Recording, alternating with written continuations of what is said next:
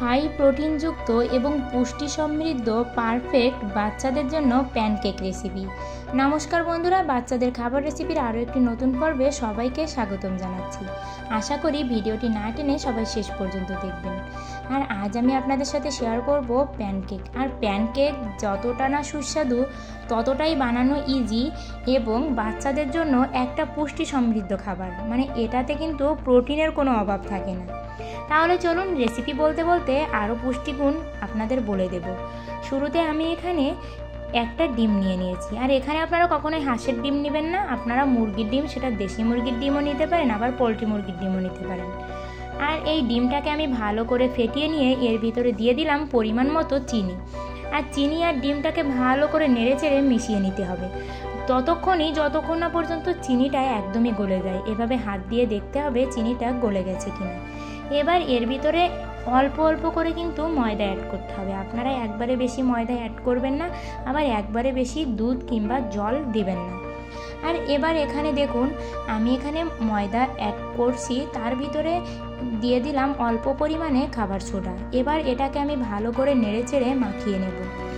আর এই প্যানকেকটা কিন্তু ভীষণই পুষ্টি সমৃদ্ধ, প্রোটিন সমৃদ্ধ, যা আপনার বাচ্চার ওজন বৃদ্ধি করবে, মেধাশক্তি বৃদ্ধি করবে, আবার কিন্তু বাচ্চাকে সারাদিনে একটা যথেষ্ট পরিমাণে পুষ্টি দেবে। এবার এই উপকরণগুলো দিয়ে আমি ভালো করে নেড়েচেড়ে এটাকে মিশিয়ে নেব।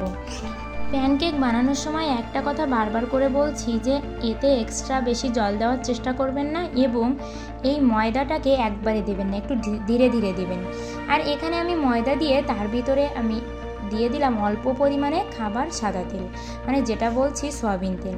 আর দেখুন এভাবে ব্যাটারটা তৈরি করে নিয়েছি। আর এবার আপনাদের একটু উঠিয়ে দেখাচ্ছি। আর এই ব্যাটারটা যেহেতু অনেক বেশি ঘন হয়ে গেছে, তাই আমি এখানে কিন্তু একটু দুধ অ্যাড করলাম। আমি খুব অল্প পরিমাণে দুধ দিলাম, তবে আপনারা যদি এর থেকে বেশি পরিমাণে দুধ অ্যাড করতে চান তাহলে সেই পরিমাণে ময়দাটা অ্যাড করবেন। আর দুধটা কিন্তু প্যানকেকে অবশ্যই দিবেন, দুধ এবং ডিম এই দুটো দিবেন। এই দুটোই কিন্তু বাচ্চাদের পরিমিত শক্তি যোগাবে, বাচ্চাদের ব্রেনের গঠন সম্পন্ন করবে, আবার বাচ্চাকে পুষ্টি দেবে। আর এবার দেখুন আমি এখানে দিয়ে দিলাম অল্প পরিমাণে ভ্যানিলা এসেন্স। এটা অপশনাল, আপনারা চাইলে দিতেও পারেন আবার নাও দিতে পারেন। আমার ঘরে ছিল তাই আমি দিয়েছি। আর এখানে একটু কালারের জন্য আমি অল্প পরিমাণে ফুড কালার ব্যবহার করেছি। আপনারা যদি বাচ্চাদের খাবারে ফুড কালার না দিতে চান তাহলে এটা স্কিপ করে যাবেন। এই দুটো জিনিস অপশনাল, ভ্যানিলা এসেন্স আর হচ্ছে ফুড কালার।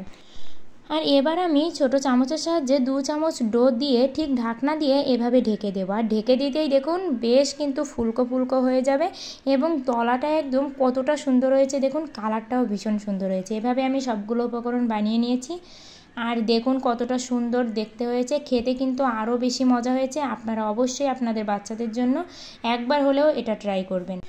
এটা আপনারা সকালের জলখাবারে কিংবা বিকালের নাস্তাতেও কিন্তু দিতে পারেন। প্যানকেক হলো প্রোটিন ও পুষ্টির একটা ভাণ্ডার। অবশ্যই বলবো বাচ্চাদেরকে সঠিক পুষ্টি দিতে, বাচ্চাদের মেধা গঠনে এবং ওজন বৃদ্ধিতে অবশ্যই প্যানকেক বানিয়ে খাওয়াবেন। আজকের ভিডিওটা এ পর্যন্তই। সবাই ভালো থাকবেন, সুস্থ থাকবেন।